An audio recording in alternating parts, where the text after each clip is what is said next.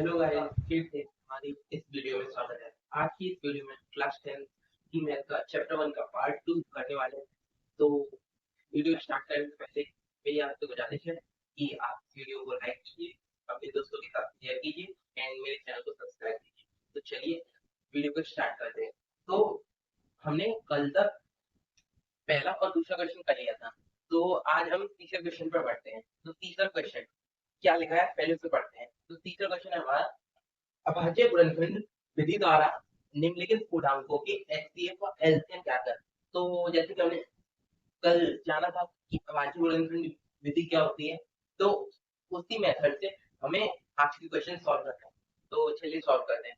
तो सबसे पहले तो पहला क्वेश्चन है, पहले क्वेश्चन को हल करते हैं। हल बस इन तीनों का सबसे पहले तो फैक्टर कर लेंगे। 12 12 के फैक्टर करेंगे, 2 से जाएगा 6 बार, 12 से 2 से जाएगा 3 बार, अब ये 3 से जाएगा 1 बार। अब आप तो जानते ही होंगे कि फैक्टर कैसे करते हैं, तो इसलिए मैं डायरेक्ट कर दे रहा हूँ। अब 12 से अब फिर 15 करेंगे, 15 के फैक्टर, एक 3 से जाएगा 5 बार, 5 से जाएगा 1 बार। अब 21 के फैक्टर करते हैं, 21 में 3 का भाग जाएगा, 3 का भाग 7 बार और 7 का भाग 1 बार। अब इन तीनों को गुणनफल के रूप में लिख देते हैं। 12 2 की घात 2 इंटू 3, 3 की 2 2 बार है, और 15 15 बराबर 3 इंटू 5, 3 की घात 1 है, यहाँ भी 1 है। अब 21 21 में 3 की घात 1 इंटू 7 की घात 1। तो अब हमने तीनों गुणनफल को निकाल लिए अभाज्य गुणनफल विधि से। अब हम इनके माध्यम से एचसीएफ और एलसीएम निकालेंगे। तो एचसीएफ यहाँ पे एलसीएम यहाँ। तो जैसे कि मैंने कल बताया था कि एचसीएफ हम कैसे निकालते हैं। तो एचसीएफ निकालने के लिए हम ये तीनों फैक्टर्स है, इनमें देखेंगे कि कॉमन संख्या क्या है। अब यहाँ पे देखिए कि यहाँ पर भी 3 की घात 1 है, यहाँ पर भी 3 की घात 1 है, और यहाँ पर भी 3 की घात 1 है। तो मतलब कि यहाँ पर 3 कॉमन है, 3 की घात 1 कॉमन है, और 3 की घात 1 का मतलब 3 ही होता है। अब एलसीएम, और एलसीएम में मैंने बताया था कि जो भी गुणनफल दिए हैं उन सबको लिख देते हैं। जैसे कि 2 की पावर 2 दिया, इसे लिख लेंगे, और 3 की पावर 1 इंटू 5 की पावर 1 इंटू 7 की पावर 1। हम इन सबका गुणा करेंगे तो कितना आएगा। हमने इन सबका गुणा किया तो हमारा 420 आ जाएगा। आप गुणा करके देख सकते हो। अब हमें हमें क्या निकालना था, एचसीएफ और एलसीएम। तो हमने एचसीएफ और एलसीएम निकाल दिया। अब सेकंड क्वेश्चन करते हैं। मुझे उम्मीद है कि आपको ये क्वेश्चन समझ में आया हो। अब सेकंड क्वेश्चन में सबसे पहले हम फैक्टर करेंगे। 17 23 और 29 फैक्टर कर लेते हैं। 17 17 एक अभाज्य संख्या है, तो ये केवल 17 से ही कटेगी। 17 17 एकम 17। अब ऐसे 30 23 भी एक अभाज्य संख्या है, और ये 23 से ही कटेंगे तो 23 एकम 23। अब 29 29 भी एक अभाज्य संख्या है, एक 29 से ही कटेगा तो 29 एकम 29। अब इनको गुणनफल के रूप में लिखेंगे 17। अब 17 को ऐसे लिख सकते हैं 17 इंटू 8, और 23 को 23 इंटू 8, क्योंकि अगर इनका गुणा करेंगे 17 इंटू 8 17 ही आएगा हमारा। तो हम इनको ऐसे लिख सकते हैं। अब 29 को भी लिखते हैं 29 29 इंटू 8। अब हमने इन तीनों गुणनफल के रूप में व्यक्त कर लिया। अब इनसे हम एचसीएफ और एलसीएम निकालेंगे। एचसीएफ और एल,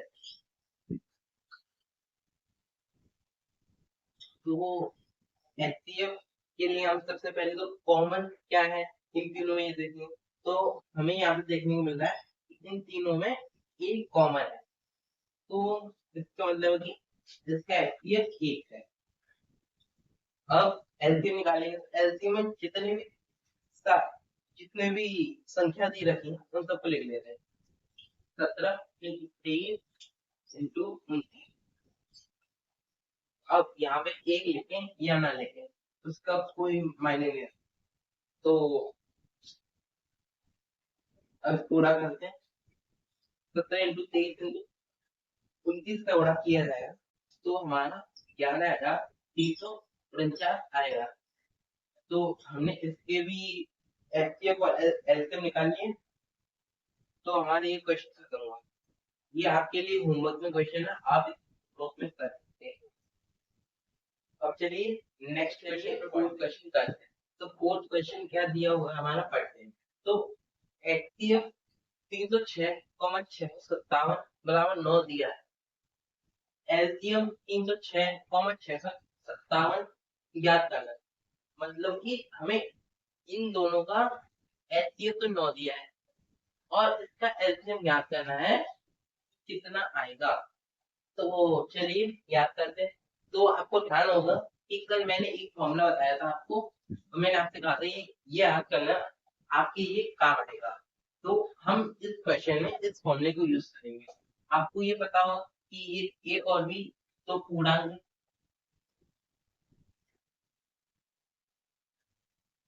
ओके, तो चलिए क्वेश्चन को सॉल्व करते हैं। हल। तो इसी इक्वेशन के माध्यम से, फॉर्मूले के माध्यम से हम इस क्वेश्चन को सॉल्व करें। तो एच दिया पहले ये क्या लिख लेते हैं, दिया एच टी 306 कमा 657 बराबर। क्या हम इन दोनों को ए और बी मान सकते हैं, क्योंकि ये दोनों तो पूर्णांक ही है ना, पूर्णांक संख्या है। तो माना ए बराबर 306 कॉमा बी बराबर 657। ओके, अब चलिए इस फॉर्मूले के बाद हम इतना हल करते हैं। तो पहले इस फॉर्मूले को लिख लेंगे। हम जानते हैं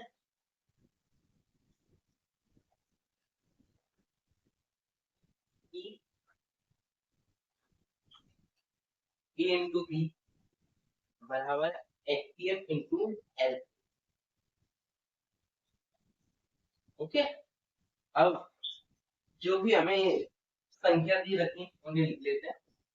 ए क्या है हमारा 306 और बी क्या है 657। अब एचसीएफ तो हमें दे रखा है कि हमारा एचसीएफ 9 है, लेकिन हमें एलसीएम नहीं दे रखा, तो हम एलसीएम को ऐसे लिख देते हैं। अब इसको एलसीएम ऐसे भी लिख सकते हैं, एलसीएम एलसीएम को लेफ्ट हैंड साइड लेके बराबर 306 इंटू 657 बट्टे 9। ठीक है, अब आप यहाँ पे गौर से देखो तो ये 306 9 से कट जाएगा। 9 दिया 27, 3 बचा तो 9 36। तो ये हमारा हो गया एलसीएम बराबर, एलसीएम बराबर 34 इंटू 657। ओके, अब चलिए इस क्वेश्चन को इसको हल करते हैं। एलसीएम बराबर, अब इनका गुणा करेंगे तो हमारा 22,338 आएगा। ये हमारा आंसर हो गया। तो चलिए हम नेक्स्ट क्वेश्चन की तरफ बढ़ते। तो चलिए अब अपना नेक्स्ट क्वेश्चन करते हैं। हमारा नेक्स्ट क्वेश्चन में ये उदाहरण एक हमारी बुक में दिया हुआ है और एक प्रश्न था। ये दोनों सिमिलर क्वेश्चन एक से क्वेश्चन है, तो इसलिए मैंने एक साथ लिख दिए। अब इन क्वेश्चन में लिखा क्या है, अब ये मैं आपको समझाता हूँ। तो इससे पहले से पढ़ लेते हैं। तो संख्याओं संख्याओं यहाँ पे गौर करना, यहाँ पे संख्याओं को एन पर विचार कीजिए कि जहाँ एन एक प्राकृत संख्या, आपको मालूम है कि प्राकृत संख्या जो होती है एन 1 2 3 4 5 6 अनंत। अनंत है प्राकृत संख्या है।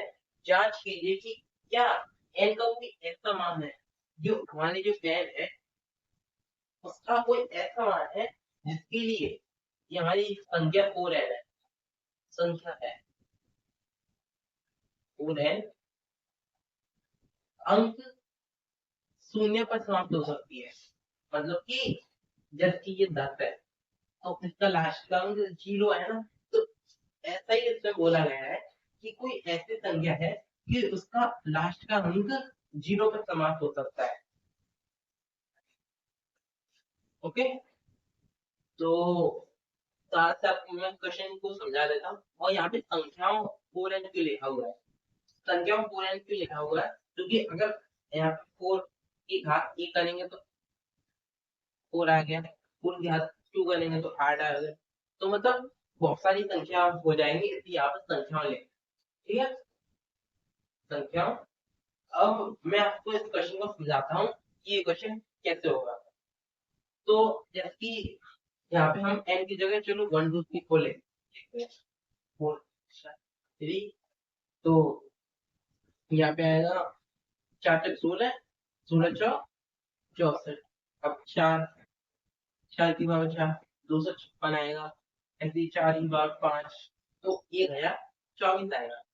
अब ये ऐसे ही लगातार बढ़ता जाएगा, लगातार बढ़ता जाएगा, परंतु जितनी भी संख्या आएंगी उनके लास्ट में जीरो नहीं आएगा, जीरो नहीं आ सकता। ओके, जीरो नहीं आएगा।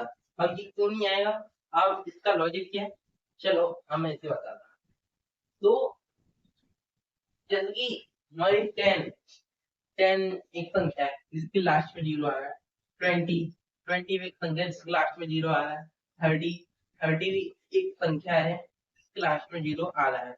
40 भी एक संख्या है जिसके लास्ट में जीरो आ रहा है। 50 से एक संख्या जिसके लास्ट में जीरो आ रहा है। अब इनके अभाज्य गुणनखंड करते हैं हम, तो 10 की गुणनखंड करेंगे तो 2 इंटू 5 आ जाएगा, आपको ये तो मालूम ही है। अब ऐसे 20 है, अब 20 से करेंगे तो 20 दो 10वां, 2 से 5वां, 2 इंटू 2 इंटू 5, ये आ गया। अब तीसरा करेंगे तो ये आ जाएगा हमारा 2 3 6। ओके, अब ऐसे ही 40 का करेंगे, 40 का आ जाएगा 2 2,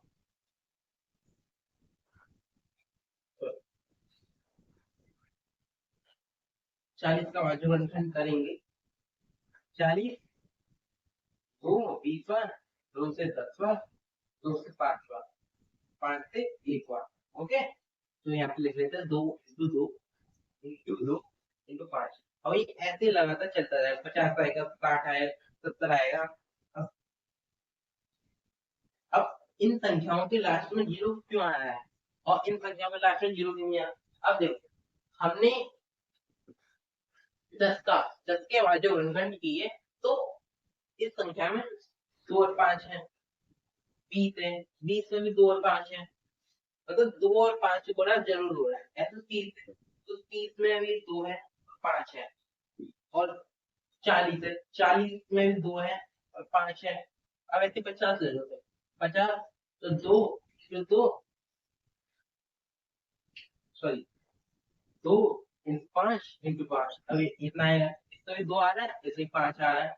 तो मतलब इसका मतलब ये होगा कि जितनी भी संख्या जीरो पर समाप्त होंगी तो उनके अभाज्य गुणनखंड हम करेंगे तो उनमें 2 और 5 आएगा ही आएगा। ओके, आप कोई सी भी संख्या ले लो जिसके लास्ट में जीरो आ रहा हो, आप इन दो को हटा दिए, इसको कोई मायने नहीं रखता, तो भी जीरो आएगा। इसमें 3 को हटा दीजिए, इसमें 2 को हटा दीजिए, इसका कोई मायने नहीं है। 5 को हटा दीजिए, मतलब अगर कोई संख्या जीरो पर खत्म हो रही है तो उसमें 2 और 5 का गुणा होना अनिवार्य है। चलिए अब इसको एक फॉर्मूले सवाल को सॉल्व कैसे करेंगे, ऐसे लिखेंगे सवाल। ठीक है, तो यहाँ पे लिखेंगे यदि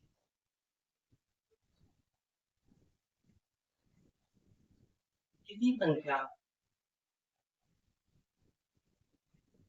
के अभाज्य गुणनखंड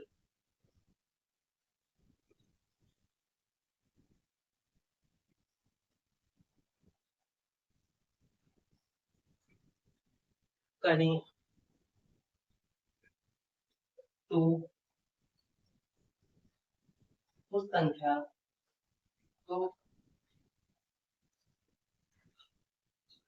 के गुणनखंडों में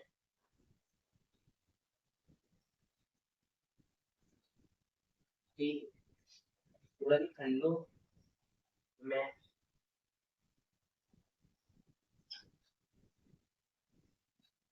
तो वो 5 हो तो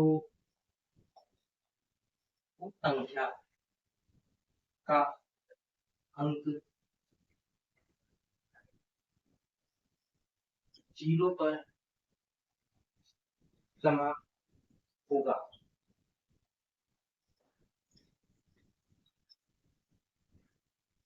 ओके, जब अब यहाँ पे लिखेंगे जबकि फाइव संख्या 4 है, 4 है। अगर हम इसके अभाज्य गुणनखंड करते हैं, यहाँ पे करते हैं 4 2 2 क्या है तो 2 into 2 है। हमने इसके अभाज्य गुणनखंड किए, इसमें 2 तो है परंतु इसमें 5 कहीं नहीं दे रखा, तो इसका अर्थ है कि 4n संख्या में कोई सी संख्या ले लो, उसमें शून्य से समाप्त नहीं होगी वैसे। ओके, अतः 4n संख्या में के भाज्य गुणनखंडों में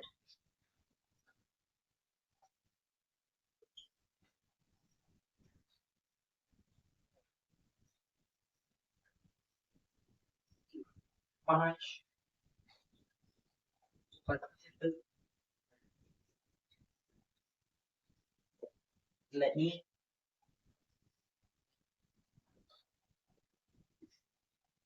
है, अतः इस संख्या का अंक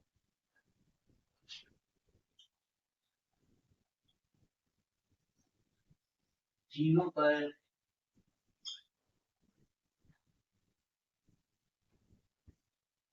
समाप्त नहीं होगा।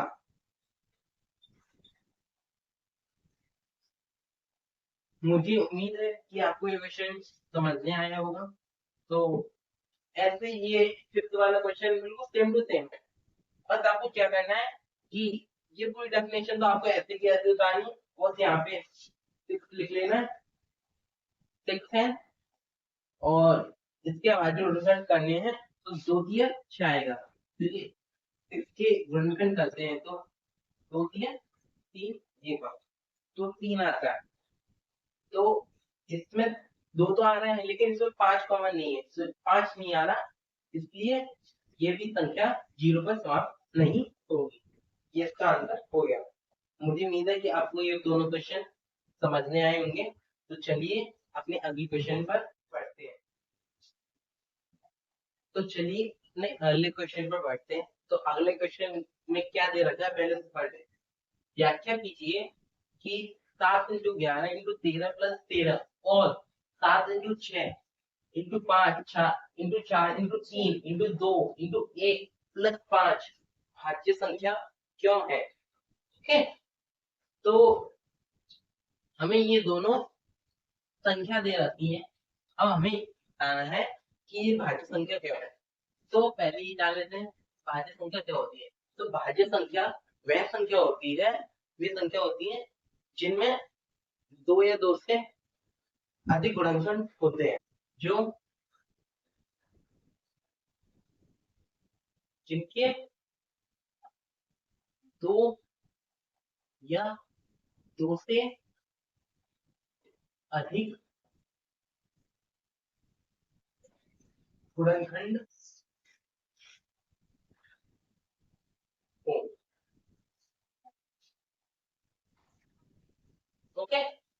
भाज्य संख्या वे हैं जिनके दो या दो से अधिक गुणनखंड हो, और जबकि अभाज्य संख्या वे संख्या होती हैं जिनके केवल एक गुणनखंड होता है, जैसे कि 23। 23 हमारी एक अभाज्य संख्या है, तो 23 का केवल एक ही गुणनखंड है, इसलिए ये हमारी अभाज्य संख्या है। और भाज्य संख्या हमारे जैसे कि मान लीजिए 4। 4 एक हमारी भाज्य संख्या है, तो दो से दो बार गए एक बार, तो इसमें दो गुणनखंड है, इसलिए यह भाज्य संख्या है। मुझे उम्मीद है आप भाज्य संख्या और अभाज्य संख्या में अंतर समझ में आया होगा। तो चलिए आप क्वेश्चन को सॉल्व करते हैं। तो सबसे पहले तो इस वाली संख्या को सॉल्व करते हैं। इस वाली संख्या तो 7 11 13 प्लस 13, पहले ये लिख ले तो क्वेश्चन ला सकते हैं आप। अब यहाँ पर देखिए, यहाँ पर 13 और 13 कॉमन लिखना है, तो हम इसे 8 कॉमन लिख सकते हैं। तो 7 इंटू 11 इंटू प्लस 13 एक कॉमन आ जाएगा, फिर यहाँ पे एक आएगा, एक लिखें या ना लिखें उससे कोई मायने नहीं रखता। 13 आगे सॉल्व करेंगे तो 77 प्लस 1 और 13 इंटू 78, क्योंकि यहाँ पे प्लस है 77 एक 71 हो जाएगा। अब देखिए, अब हमसे पूछा गया है कि ये संख्या भाज्य संख्या क्यों है, और हमने अभी पढ़ा है कि भाज्य संख्या वे संख्या है जिनके दो या दो से अधिक गुणनखंड हो। तो ये वाली संख्या देखिए, इसके दो गुणनखंड हमें देखने को मिल रहे हैं, अतः ये भाज्य संख्या है। तो हम यहाँ पे लिख सकते हैं संख्या 7 11 इंटू 13 प्लस 13 की दो गुणनखंड है।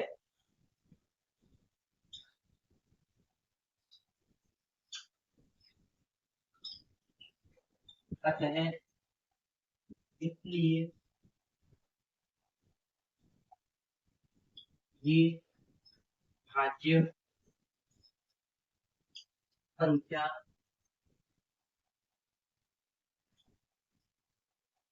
है। ओके, अब चलिए हमने ये वाले संख्या का तो पता कर ली भाज्य संख्या क्यों है। अब इस वाले को पता करते हैं भाज्य संख्या क्यों है, तो इसे रफ्ता देते हैं पहले।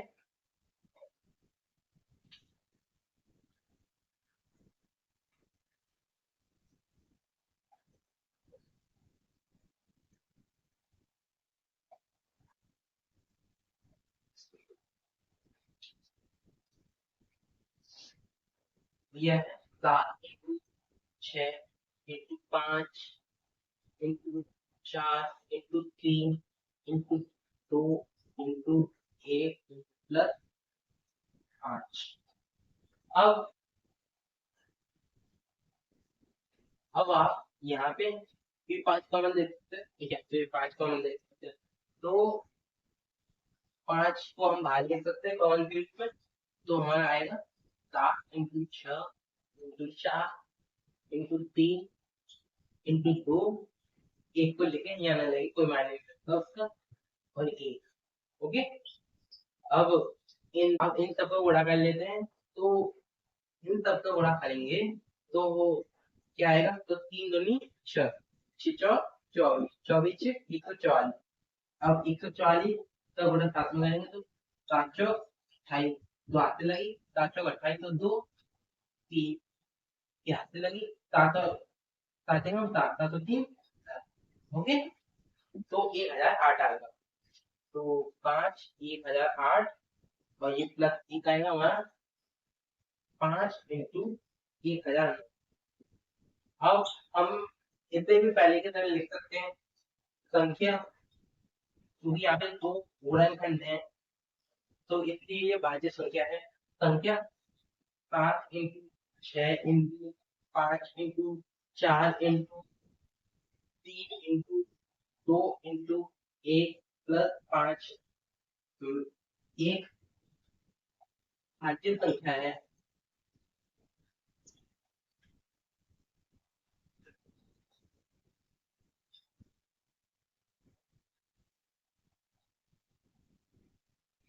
क्योंकि के दो गुणनखंड है।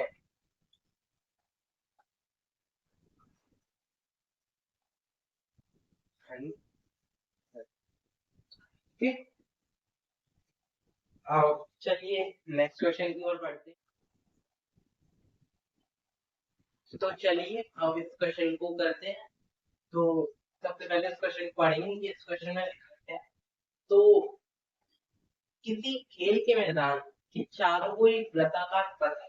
तो बताओ कि एक खेल का मैदान है, हमने मान लिया कि ये एक खेल का मैदान है। ओके, तो इसके चारों ओर एक वृत्ताकार पथ है। मैंने ये ड्राइंग बना दी है, आप इसे एडजस्ट कर ले। इस मैदान का एक चक्कर लगाने में सोनिया को 18 मिनट लगते हैं, जबकि इसी मैदान का एक चक्कर लगाने में रवि को 12 मिनट लगते हैं। ठीक है, इसमें कहा गया है कि सोनिया है। सोनिया मैदान का चक्कर लगाती है, और मान लिया हमने यहाँ से चक्कर लगा दिए, तो वह एक चक्कर एक चक्कर 18 मिनट में लगाती है। ओके, और जबकि रवि रवि भी मान लीजिए यहीं से चलना प्रारंभ करता है, और वह इस मैदान का एक चक्कर 12 मिनट में पूरा करता है। हम आगे पढ़ते हैं क्या लिखा है आगे। मान लीजिए वे दोनों एक ही स्थान और एक ही समय से चलन प्रारंभ करते हैं।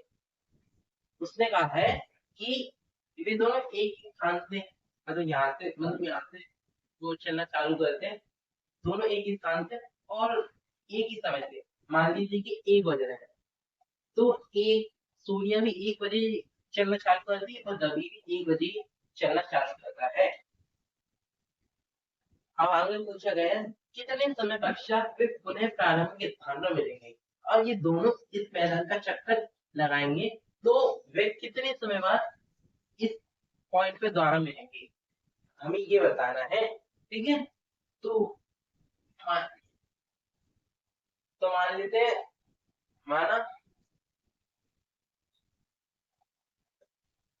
तो पहले आपको समझा देते, जैसे कि रवि है, रवि इस मैदान को एक चक्कर लगाने में 12 मिनट लगते हैं। तो मान लीजिए रवि ने एक चक्कर लगाया, ठीक है, तो रवि एक चक्कर लगाएगा, तो रवि ने एक चक्कर लगा लिया, और सोनिया अगर सोनिया भी यही चक्कर लगाना प्रारंभ करेगी, तो वो 12 मिनट में यहीं कहीं पहुंच पाएगी, क्योंकि वह एक चक्कर 18 मिनट में लगाती है। ओके, अब जल्दी रवि दूसरा चक्कर लगाएगा, तो यहाँ पे आ जाएगा दोबारा रवि, जबकि सोनिया सोनिया से यहाँ पर आ गई, किसी को पता नहीं। अब ऐसे चलता रहेगा। अब हमें ये पूछा गया है कि कितने समय बाद वे दोनों पुनः प्रारंभ के स्थान में मिलेंगे, हमें ये बताना है। तो इसके लिए मान लेते हैं, माना माना रवि मैदान का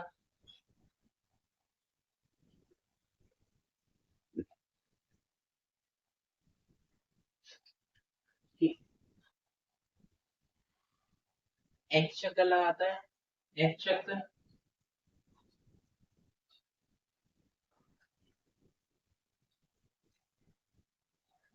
और सोनिया मैदान की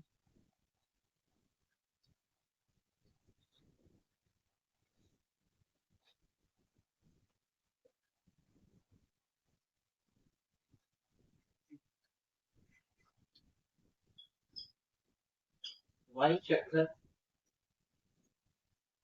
लगाकर पुनः प्रारंभिक स्थान पर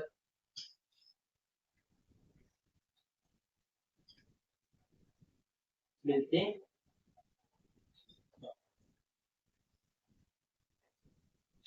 ओके, तो मान लिया हमने रवि मैदान की एक चक्कर व सोनिया मैदान की वाइट चक्कर लगाकर उन्हें प्रारंभ के स्थान पर मिलते हैं।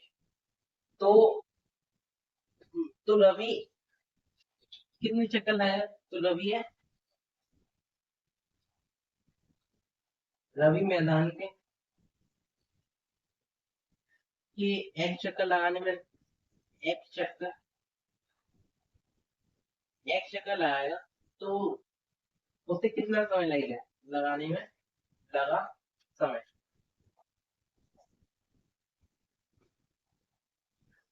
तो उसे एक चक्कर लगाने में 12 मिनट लगते हैं। तो 12 × x हो जाएगा, 12 × x मिनट। ओके, क्योंकि यहाँ पे x की जगह हम एक भी लिख सकते हैं, दो भी लिख सकते हैं। तो जितने भी चक्कर आएगा उससे गुणा हो उतनी मिनट आ जाएगी। अब ऐसे ही सोनिया सोनिया मैदान के बाई चक्कर लगाने में लगा समय बराबर 18 × x हो जाए, 18 × 22 मिनट हो जाएगी। ओके, तो मुझे उम्मीद है कि आपको यहाँ तक ये क्वेश्चन समझ में आ गया होगा। तो अब आगे समझिए कि मतलब जैसे कि सोनिया और रवि है, तो सोनिया और रवि जैसे कि एक मैदान का चक्कर लगाएंगे तो इस बिंदु पर मिलेंगे, तो उसी एक पीरियड में ही तो मिलेंगे। जैसे कि 1 बजे उन दोनों ने चलना प्रारंभ किया, रवि और सोनिया ने। तो मान लीजिए कि 2 बजे 2 बजे उस स्थान पर मिलते हैं, उसी पॉइंट पर मिलते हैं, तो उन्हें उन दोनों को एक ही समय लगाना, उन दोनों का समय तो बराबर हुआ। आपको समझ में आया हो?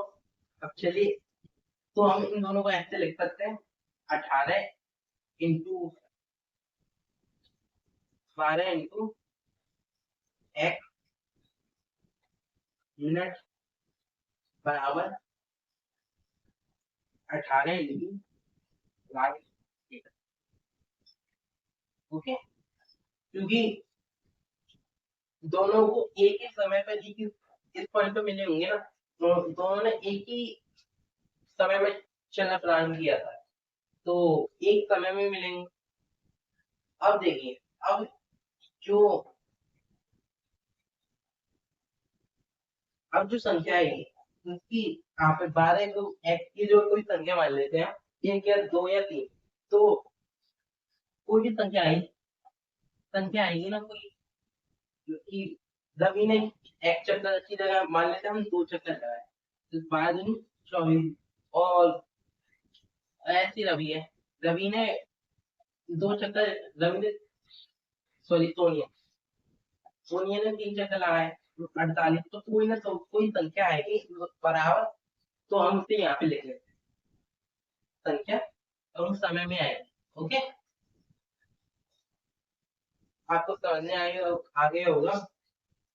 अब जैसे कोई भी संख्या आएगी हमारी, तो वो जो संख्या आएगी हमारी वो 12 और 18 की गुणज होगी, और 18 का गुणज, क्योंकि उन दोनों में 12 और 18 तो आएगा ही, तो इससे मालूम पड़ता है 12 और 18 की संख्या गुणज होगी, तो हम इससे इस संख्या का एलसीएम निकाल सकते हैं। एलसीएम निकाल के इसका आंसर आ जाएगा। तो चलिए 12 और 18 का एलसीएम निकालते हैं, तो हमारा आंसर आ जाएगा। तो इस तरह कर देता है, आपको ये वर्क है, आपको ये लिखना नहीं है, इसका आंसर तो छोटे से फॉर्म में।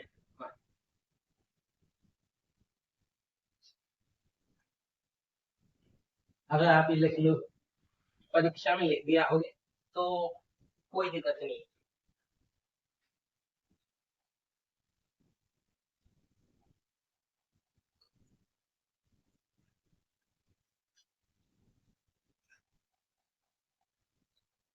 ओके, तो 12 और 18 का एलसीएम ले लेते हैं।